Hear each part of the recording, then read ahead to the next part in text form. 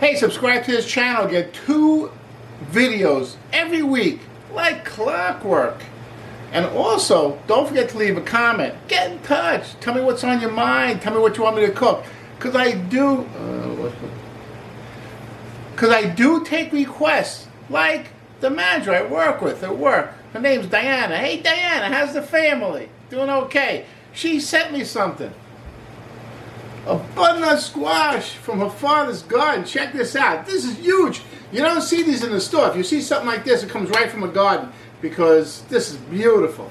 Okay, so she sent me the butternut squash. I said, what do I do with it? I said, give me the squash. I'll show you what to do with it in my next video. So let's get cooking.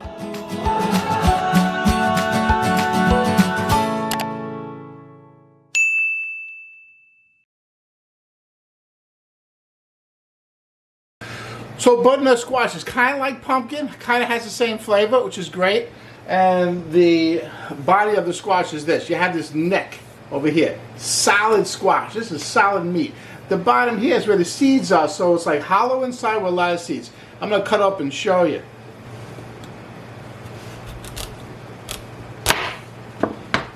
That's solid.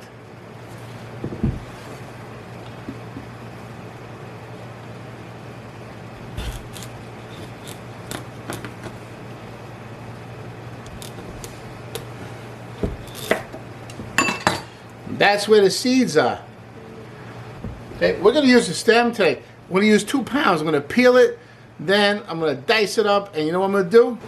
I'm going to make some butternut squash curry. That's fantastic. Great flavor. Curry's like sweet and spicy, and the butternut squash is savory and has that pumpkin flavor. It goes very well with curry.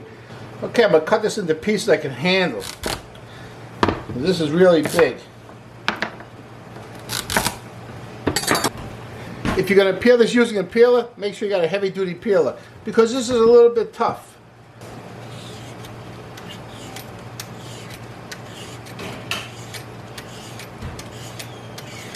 Okay, you don't want the green in there, so you kind of peel it twice till you get down to the orange color or yellowish color.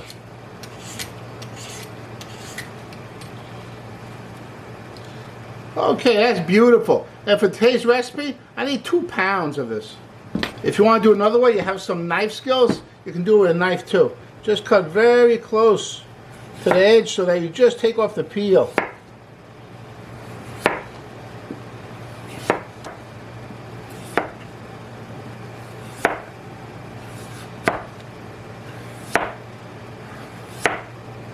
Now you have to dice these up.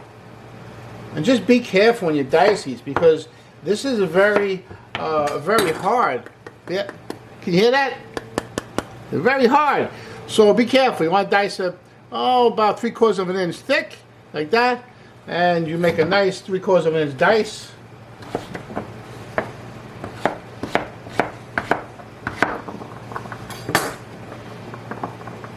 Look at that. That's beautiful. Nice dice.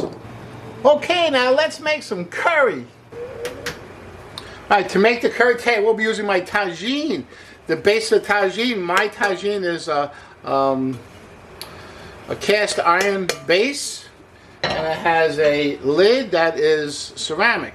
See, the lid's like a cone, so when it cooks, all the steam gets trapped in the cone and then bastes the stew. Tagine, wonderful. You don't have to just use it for tagine. It could be used for any stew at all. And this curry is going to be like a stew. So let's get going. I start with 2 tablespoons of olive oil. It seems like a lot of olive oil, but you're going to need it because you're going to have to fry up a couple of things. Okay, so the first thing I'm going to do is throw in 1 large red onion that's small diced. You can see how small diced that is. Hey, it's wonderful. You hear that noise? If your oil doesn't make that noise, it's not hot enough. I'm going to cook that onion a little bit. About a minute or 2. Just to get a little bit started, a little bit cooked. You don't want to brown it, you just want to cook a little bit. Hey, this is ginger. I got tired of throwing out ginger all the time. I would get some fresh ginger. I would use, maybe I use 1/3 of it. And then the rest goes bad in the refrigerator. It comes chopped already and it's really, really convenient. pretty inexpensive. This is a big bottle. I got this at Costco, of course, but very convenient, and there's no waste. I like that. So I just cooked the onions just a minute or two. I can start to smell it getting fragrant. I got 3 cloves of chopped garlic in here. Very nice. And I'm going to use 1.5 teaspoons of ginger. See how that comes out? It's almost like a ginger paste. Hey, that's terrific. Get that mixed up in there. And then we're going to start to throw in our seasoning. 1 teaspoon turmeric. There we go. 1 tablespoon curry powder. 1 teaspoon of cumin. And 1 teaspoon of coriander. Woo! Hey, I just cooked this around for like, 2 minutes. It's going to be fantastic. I'm going to deglaze this with a 1/2 cup of water. Just scrape everything off the bottom of the pan. That's looking good. Hey, next thing I have to do is bring some heat to this party, right? I want a little spicy. I like my chili spicy. I gotta warn you now. Okay, so you can use you can use hot sauce. You can use red pepper flake. You can use cumin. What I like to use is 1 big jalapeno, and this is how I treat it. I simply take the jalapeno, I cut the stem off, and then slice it thin. See that? Hey, don't worry about the seeds. I'm going to add the seeds right into the curry because that's going to give me a little extra heat.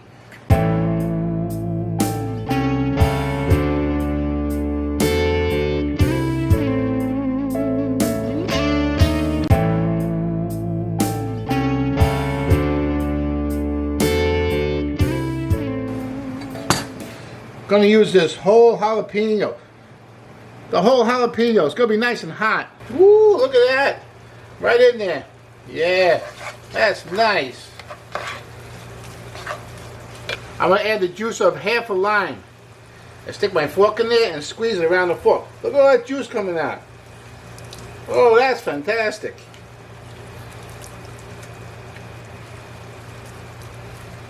I got to sweeten this up just a touch.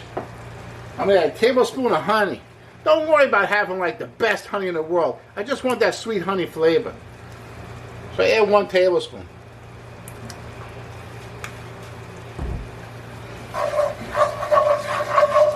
It's looking really good. Look at that, how good that looks. Hey, I need some crushed tomato in there. I'm going to use I have this 28-ounce can. I need about 14 ounces. So I'm going to use about 1/2 a can.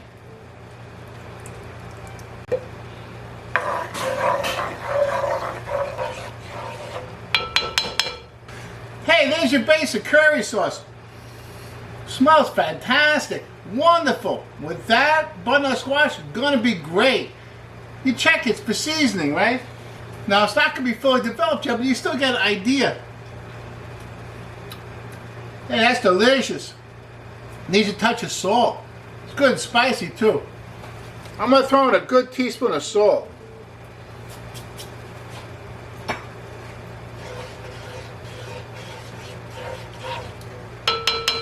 Remember all the squash we had? Goes right into the sauce. Just like that. Gotta mix it in there. I gotta put it on a slow light. I'm gonna cook it for about 45 minutes and then check it.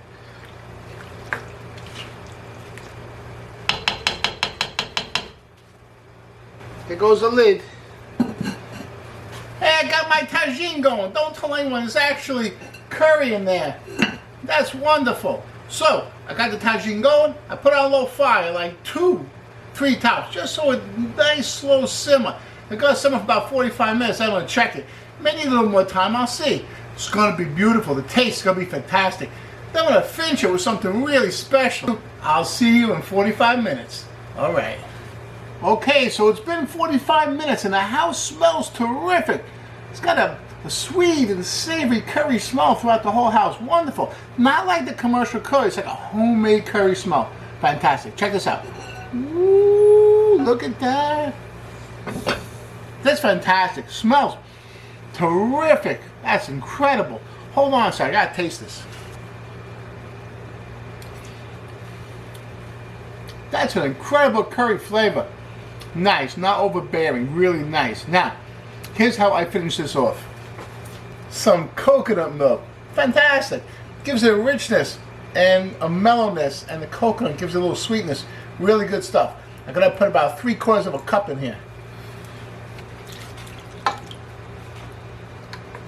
Give this a nice mix.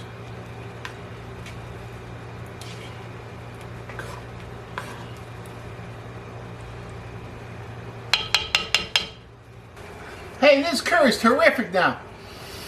Ooh, it smells fantastic. I'm gonna have some for dinner tonight. Fantastic, wonderful. Okay, so if you like this, you gotta try my tagine. Got carrots, got chickpeas, it's sweet, it's savory, beautiful stuff. I got a video, good recipe for that. I'll see you there. Hold on 1 second.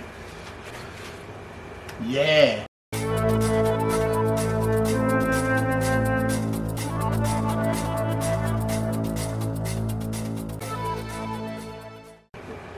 Fantastic.